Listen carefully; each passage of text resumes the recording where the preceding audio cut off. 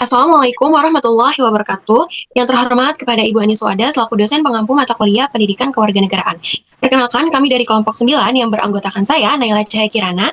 Saya Ilahi Jasabila. Saya Saddam Hussein. Pada kesempatan kali ini, kami akan mempresentasikan e-book yang berjudul Aku Anak Jujur, Belajar Menolak Korupsi Sejak Dini.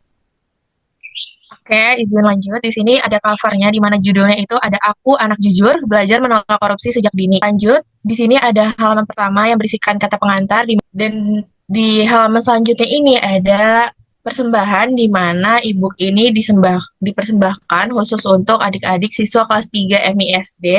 Di halaman selanjutnya itu ada daftar isi yang berupa bab dan subbab, di mana kita di sini ada 6 bab, yaitu bab pertama, aku dan kejujuran, bab kedua, mengenal perilaku curang, bab ketiga itu apa itu korupsi, bab keempat, belajar menolak korupsi, bab lima, lingkungan bersih dan jujur, dan juga bab 6, aku siap menjadi anak jujur. Oke, mungkin halaman selanjutnya akan dijelaskan oleh rekan saya, Naila. Baik, saya menyusun bab 1 dan juga bab 2.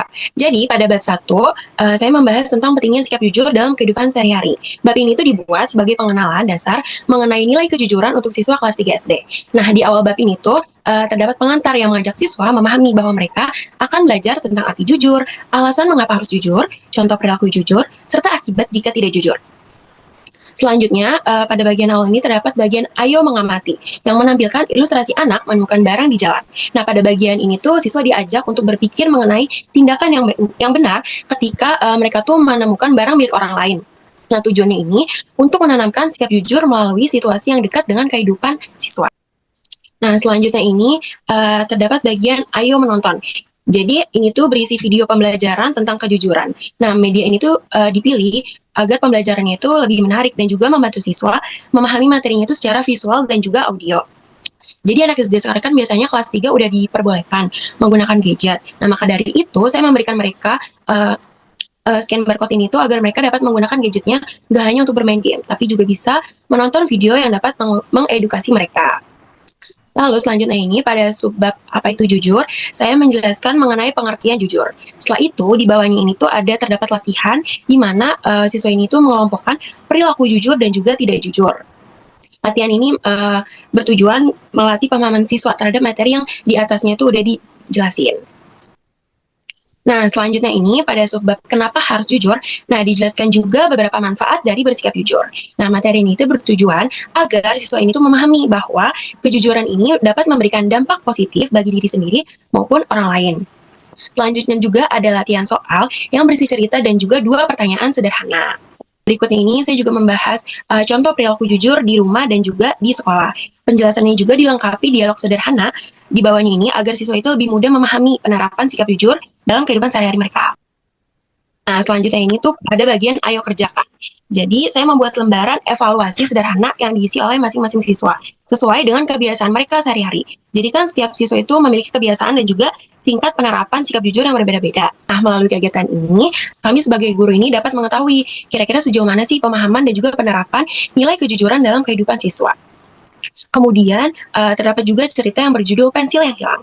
Nah, di sini tuh cerita yang menggambarkan perasaan Desa saat tidak jujur dan juga rasa lega setelah berkata jujur. Nah, cerita ini tuh dipilih karena anak SD itu lebih mudah memahami pesan moral melalui narasi sederhana. Nah, di sini selanjutnya pada subbab akibat tidak jujur, dijelaskan juga beberapa dampak negatif dari perilaku tidak jujur. Nah, tujuannya ini agar siswa itu memahami konsekuensi dari perilaku tidak jujur. Selanjutnya di akhir bab 1 ini juga terdapat latihan soal berbasis cerita tentang kotak pensil fata, yang dimana soal ini tuh dibuat dalam bentuk analisis sederhana agar siswa ini tuh gak hanya menghafal materi, tetapi juga mereka tuh belajar berpikir dan juga mengambil keputusan yang benar berdasarkan nilai kejujuran. Lalu selanjutnya itu ada bab 2. Pada bab 2 ini saya melanjutkan pembahasan mengenai perilaku curang yang bertentangan dengan kejujuran. Oke, pada subbab apa itu curang, saya menjelaskan pengertian curang, terus di bawahnya juga untuk membantu siswa memahami konsep tersebut, saya menambahkan cerita tentang kue misterius di tas Fatah, yang dimana cerita ini tuh menggambarkan seorang anak yang mengambil makanan temannya tanpa izin, lalu dia tuh bersalah. Nah, melalui cerita ini, siswa diajak untuk memahami bahwa perilaku curang ini tuh dapat membuat hatinya itu nggak tenang dan juga merugikan orang lain. Setelah itu, saya juga memberikan contoh perilaku curang di rumah. Nah, penjelasannya juga dilengkapi dialog sederhana agar siswa ini juga lebih mudah memahami situasi nyatanya. Selanjutnya juga ada contoh perilaku curang di sekolah dan di bawahnya juga ada dialog sederhana. Nah, pada bagian ini siswa ini diajak untuk memahami bahwa kejujuran itu harus diterapkan baik di rumah maupun di lingkungan sekolah. Selanjutnya ini ada subbab tentang dampak perilaku curang. Nah, di sini juga dijelaskan berbagai akibat negatif dari perilaku curang. Nah, selanjutnya pada bagian ayo menilai, siswa ini dapat mengisi dengan melingkari jawaban ya atau tidak sesuai dengan kebiasaannya mereka. Terus di samping ini ada siswa diberikan 5 soal untuk menjawab sesuai pemahamannya terkait perilaku curang. Dan yang terakhir itu ada refleksi diri.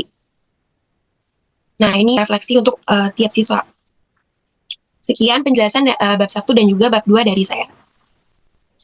Oke, saya izin melanjutkan menjelaskan mengenai bab selanjutnya itu bab 3, ada apa itu korupsi. Jadi di bab ini tuh teman-teman akan dikenalkan apa sih itu korupsi, di mana di sini pada halaman selanjutnya akan dijelaskan mengenai penjelasan korupsi dan contohnya juga ada. Dan di halaman selanjutnya itu ada contoh korupsi di sekitar kita. Jadi di sini tuh kita ngambil contoh korupsi pada yang ada di dekat anak-anak seperti tidak mengambil uang kas kelas, menyontek ulangan dan lain-lain. Dan di halaman selanjutnya ini ada juga cerita tentang Bimo yang hampir melakukan korupsi kecil, di mana nantinya anak-anak dapat mengambil pembelajaran dari cerita ini. Pada halaman selanjutnya menjelaskan mengapa korupsi itu tidak baik. Di sini dikasih tahu dan diperlihatkan kenapa sih korupsi itu tidak baik, di mana nantinya anak-anak dapat memahami kenapa korupsi itu tidak baik. Setelah halaman selanjutnya ini ada dampak korupsi bagi banyak orang, di mana di sini dikasih contoh beberapa dampaknya seperti uang sekolah untuk pembangunan sekolah atau perbaikan jalan hilang dan lain-lain. Di mana nantinya anak akan mengetahui oh ternyata ini dampak korupsi gitu. Oke, pada halaman selanjutnya ini ada sedikit pelatihan untuk anak-anak mengenai materi korupsi, di mana di sini ada soal pilihan ganda berisikan 5 soal, yang dimana nanti anak-anak akan memilih jawaban yang benar, dan juga ada isian singkat. Jadi nanti anak-anak akan isi isian ini dengan jawaban yang menurut mereka benar. Oke, selanjutnya itu ada di bab 4, di mana judulnya adalah belajar menolak korupsi.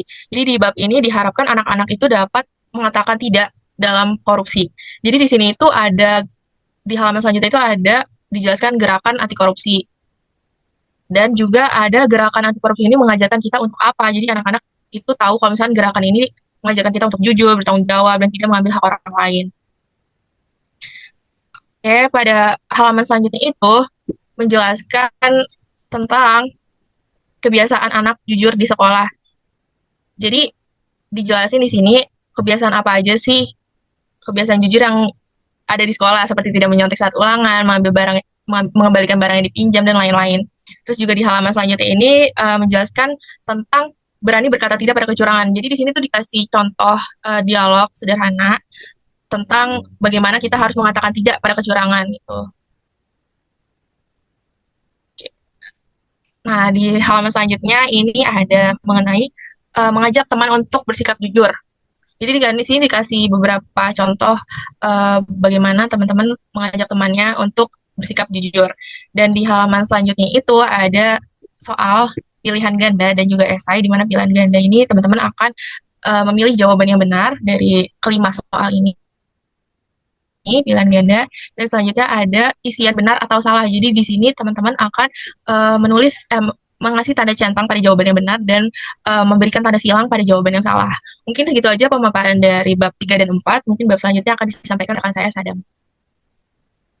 Selanjutnya dari bab 5 ini saya akan menjelaskan tentang lingkungan bersih dan jujur.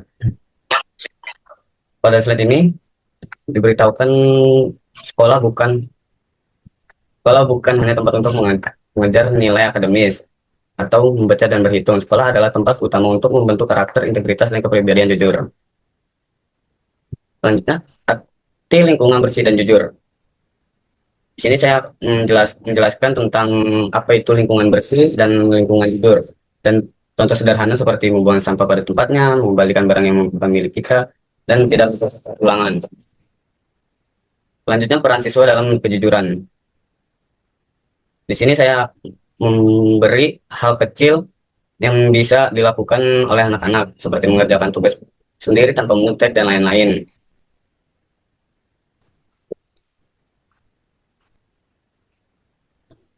Dan selanjutnya aturan-aturan sekolah untuk mencegah kecurangan.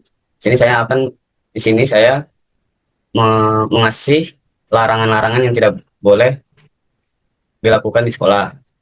Lanjut untuk kerja sama mewujudkan sekolah yang baik, seperti siswa menjaga kebersihan kelas bersama, guru memberi contoh sikap jujur, ikut kegiatan gotong royong di sekolah, dan saling mengingatkan jika ada berbuat salah.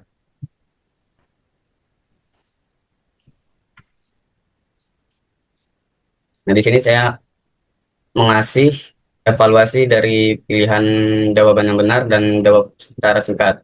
Di sini ada pilihan ganda yang A dan yang B-nya jawab secara singkat.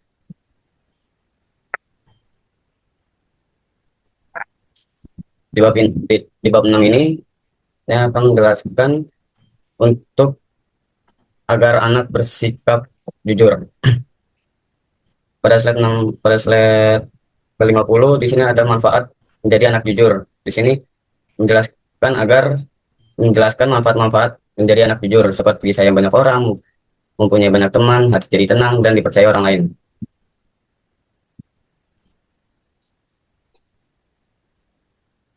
Lanjut ke sifat baik yang bisa dilakukan di setiap hari. Di sini anak diajarkan untuk menjadi sifat baik, yang seperti mengatakan sebenarnya, tidak mencetak saat ulangan, dan mengembalikan barang yang bukan miliknya, mengakui kesalahan, dan tidak menipu teman. Lalu di 6.3, janji anak jujur. Ini bisa diucapkan setiap pagi agar anak terbiasa menjadi anak jujur.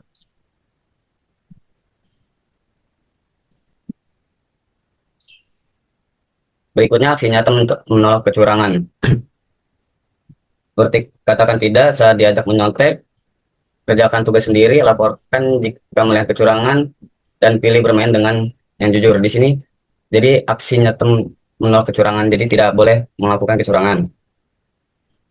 Lanjut di sini juga dikasih evaluasi atau disuruh kerjakan yang A pilihan jawaban atau pilihan ganda.